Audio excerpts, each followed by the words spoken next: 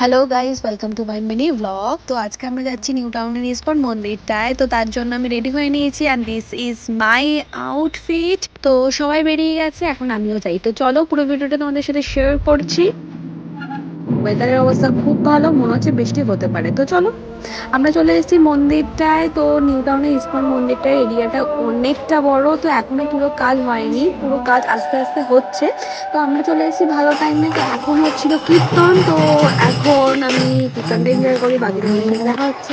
যেহেতু ছিল আজকে সানডে, তার উপর ছিল একাদশী, তাই জন্য ভিড়টা ছিল প্রচন্ড মারাত্মক। আর এই ইস্কন মন্দিরটায় রয়েছে গৌরাঙ্গ মহাপ্রভু। এখান থেকে ফাইনালি আমাদের কীর্তন দেখা হয়ে গেছে। আর এখানে যজ্ঞ হচ্ছিল, কোনো বিশেষ অনুষ্ঠান ছিল। এখানে আস্তে আস্তে ছোটো ছোটো স্টল হচ্ছে, দেখতে পাচ্ছ বিদ্যুৎ চমকাচ্ছে। আর এখানে চলছে দিদি আর দাদুর টাইম।